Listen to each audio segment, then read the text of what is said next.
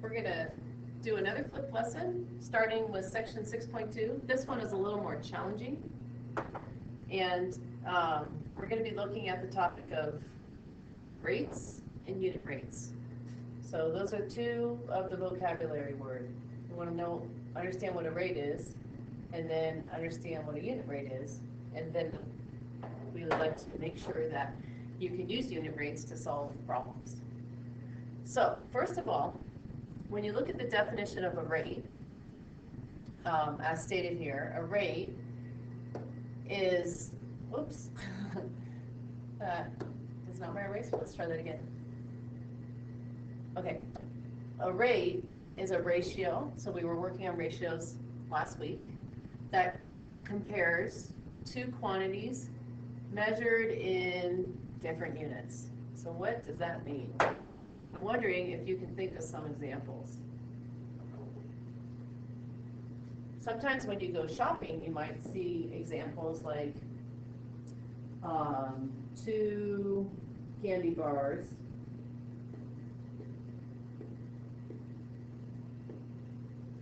for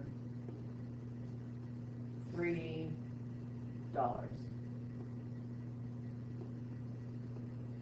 So that's a rate. You're comparing candy bars to dollars.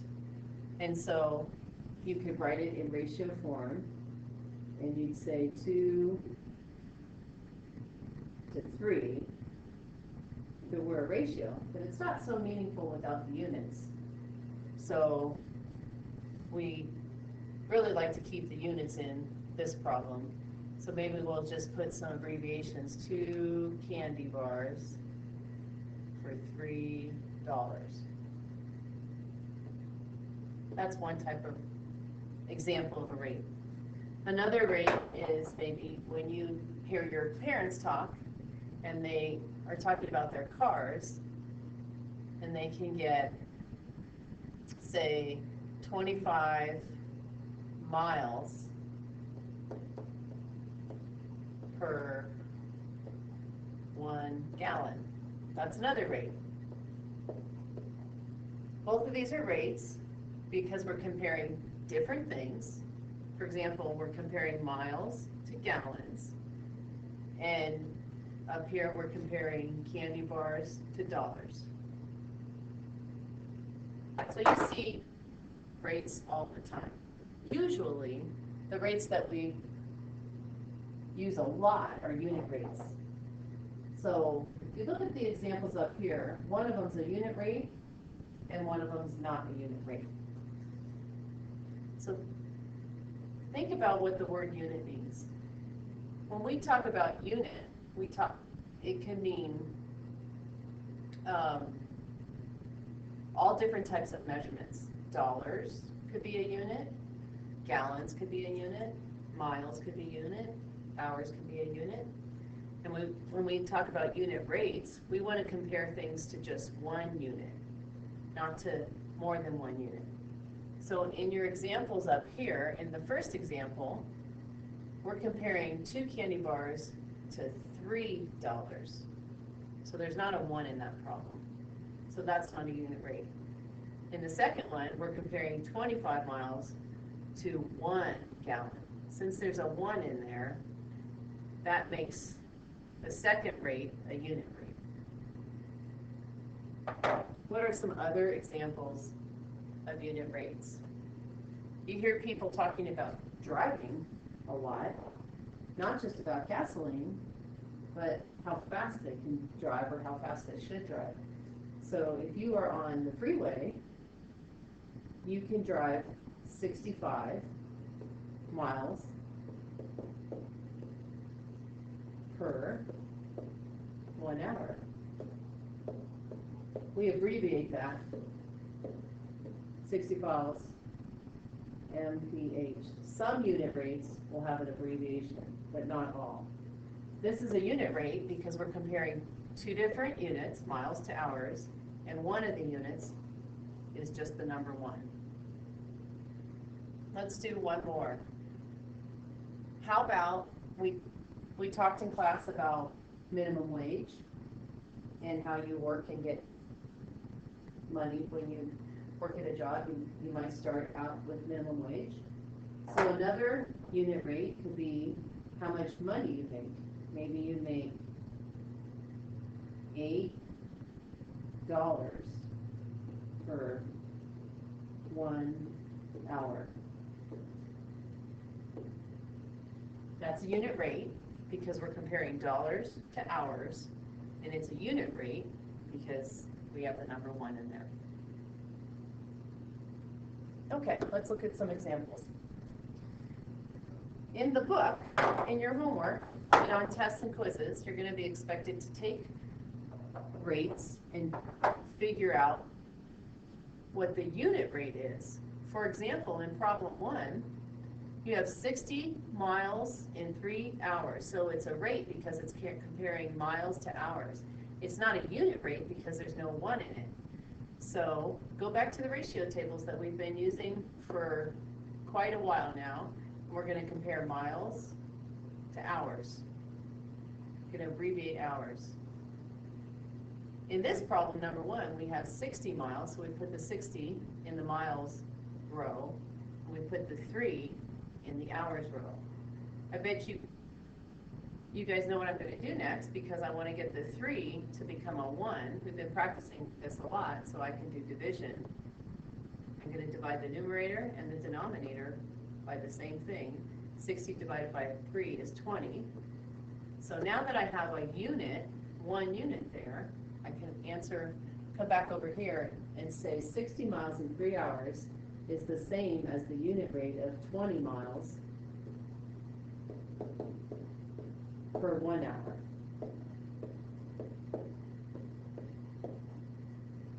Let's try one more. So that's your final answer. So on number 2, we're comparing dollars to t-shirts. A lot of times you go shopping and you see advertisements where they sell more than 1 item for 1 price, like this. They're selling 4 items for 1 price. And it's helpful sometimes to know how much you're paying for each item. So in this problem, I'm going to make another ratio table. And I'm going to compare dollars to shirts. So I have 42 in the numerator, and I have 4 in the denominator. I need my 4 to become a 1. So you could divide by 4, or don't forget you could always just divide in half. You get 21 over 2, and then repeat that, divide in half again. And that tells us we have a 1 in the bottom. That's our goal. And in the top, we have to divide 21 in half. So remember, if that's hard for you to do, you could divide 20 in half and 1 in half. So 20 in half is $10. $1 divided by 2 is 50 cents. So this is $10.50. So your unit rate is going to come from these numbers, and you use the units to the left. So your final answer is $10.50 per shirt, for 1 shirt. A lot of times you'll see that written with a slash, $10.50 per shirt. And you won't even see the number 1 in there, in that form. Up here you might see the same thing. You may see somebody write 20 miles per, with a slash, hour, and you'll see some abbreviations. I'm going to skip number 3 right now. We can maybe do that for a warm-up when you come into class next week. But remember, we want to keep these videos less than 20 minutes. So let's turn the page and see what else we have planned. Okay. When you look at the next one, this is now you're going to write the unit rate as a ratio, and you're going to use this unit rate to find an equal ratio for the given information. What does that mean? So let's read the problem. Number one says there are 5,280 feet in a mile. And the problem that we have to solve is we have to find the number of feet in 3 miles. Most of you can do this without a ratio table, but we always like to practice with something familiar or easy to teach a new technique. So the goal is to find the number of feet in 3 miles, and we want to do that and show our work. So we can use a ratio table. We can put feet and miles. This is called a conversion. We know that there's 5,280 feet in 1 mile, and we want to figure out how many feet are in 3 miles. So we have to multiply the 1 by the 3. Since we multiplied the 1 by a 3, we have to do the same thing to the 5,280. 5,280. So we're going to triple 5,280. Remember, that's another good place to practice some mental math thinking. You can triple 5,000. You can triple 200. And you can triple 80. And add them all together. So this would be 15,000. 600. And 240. When you add that together, we get 15,840. So, in looking at the directions, we wrote the unit rate right here, and then we found an equal ratio. That's this one. That helps us answer this question. So 15,840 feet is equal to 3 miles. Let's check my math with the calculator. This is something you can do at home also. So let's check to see if 15,840 divided by 3 gives me 5,280.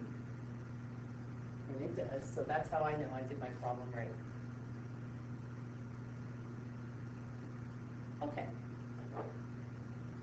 We have time for one more example. So we're going to follow the same directions.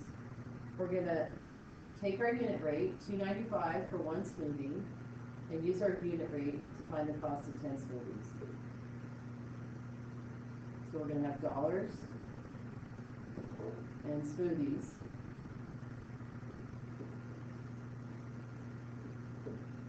So $2.95 for 1. We want to figure out the cost of 10. So we've been practicing multiplying mental math a lot. Remember, when you multiply by 10, your number increases by 1 power of 10. So you end up with $29 and a 0.5. When we do money, we always want to have 2 digits representing cents.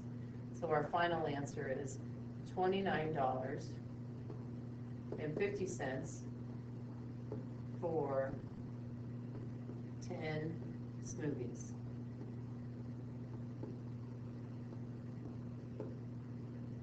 Okay, that's the basic idea. These are the beginning level problems. As we get into class on Monday, we'll make sure you don't have any questions, stick with some beginning level problems, and then eventually take this beginning level thinking and turn it into applying it to bigger level problems. For example,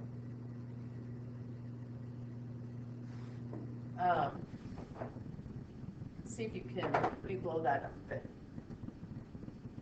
The whole point of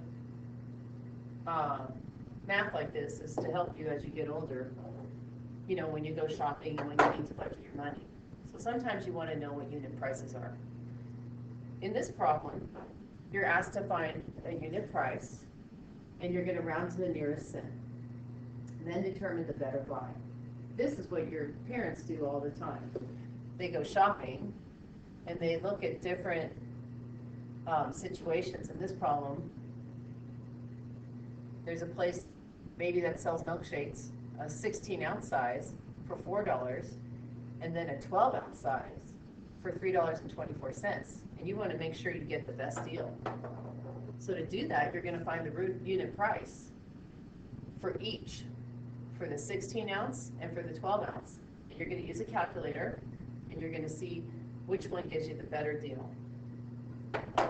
So I'm going to do ounces and dollars. I'm going to put dollars on the top this time.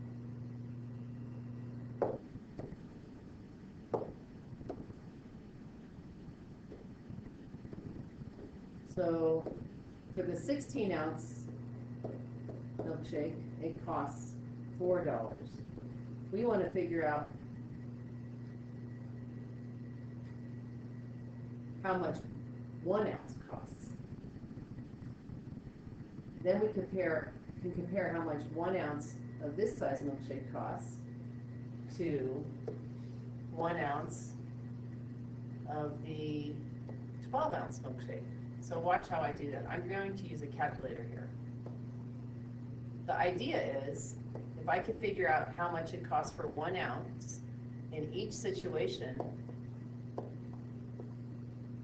then I can figure out which is the better deal. So if I want to get to 1 ounce in each situation, I need to figure out how to get from 16 to 1 in this case, so I have to divide by 16. So I have to divide 4 by 16. That's where I'm going to use my calculator. I'm going to bring my calculator in the picture, and I'm going to do 4 divided by 16. So it turns out I pay 25 cents for every ounce in this case. But over here, to get 1 ounce, I have to divide by 12. If I divide the denominator by 12, I have to divide the numerator by 12. So I'm going to use my calculator and do $3.24 divided by 12.